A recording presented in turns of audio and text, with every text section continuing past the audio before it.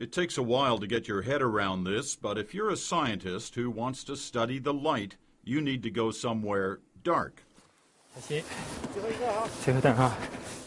That's what attracted these Chinese scientists to the top of the world. Just off the port side of the Amundsen,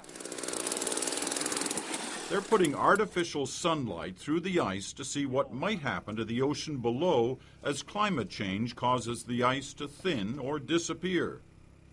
So we try to bring the artificial light to make an experiment. It's very good because the day is dark and only light under CIS is come from this light. So we can measure some attenuation from this light. Avoiding the real sun and using this light box means they have far more control over their experiment. It does, though, mean that like everyone else at these latitudes, they have to stumble in the dark for weeks on end. Can't see anything. If we have the light, but we don't use it to. This one is for measurement. So we in the dark time to work, we can't see the scale, can't see computer. So everything we must be careful. And we always lose something and can't find here. Maybe in the fall down on the snow, we can't find them. Usually we met this kind of problem. But actually here is a very good condition. We can work from the ship and doing the dark work here.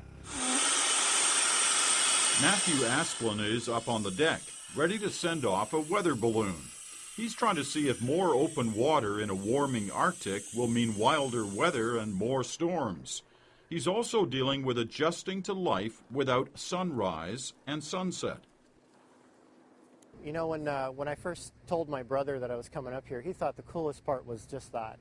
You're going to get to do that 24-hour darkness. That's so cool. And I got to admit, it's I have noticed a little bit on my body. Like my body doesn't know what time it is. It doesn't know when to be hungry anymore, it almost seems.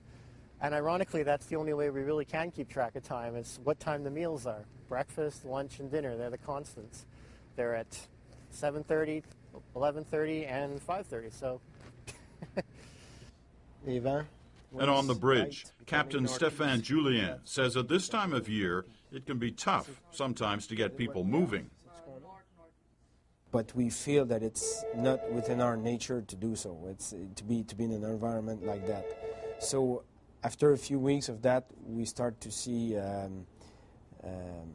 not behavior changes. It's too strong, but people are more tired.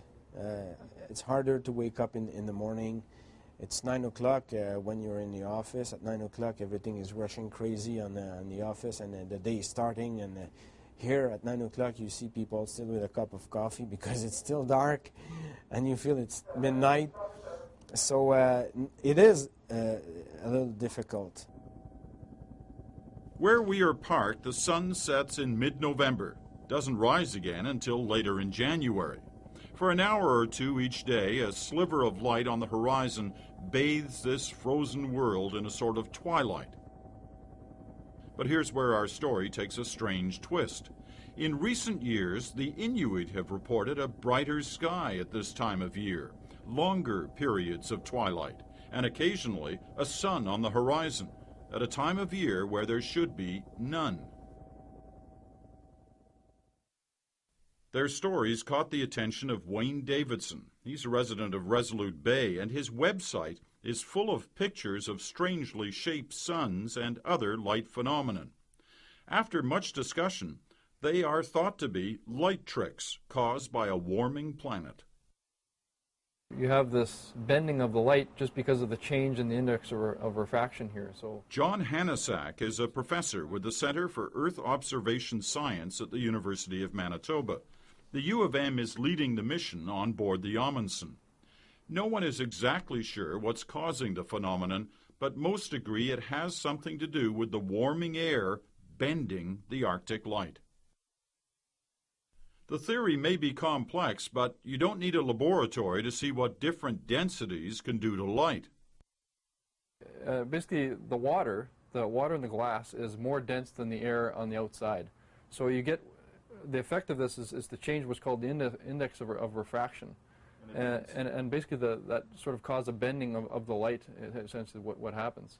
And people will sort of see this in a pool. If you sort of, people who have pools at home can actually see that kind of thing when they're cleaning the pool and putting things inside the surface of the water. You can actually see that quite clearly. Back in the dark, the Chinese scientists continue to peer into the future, into a world with less ice and just maybe more light.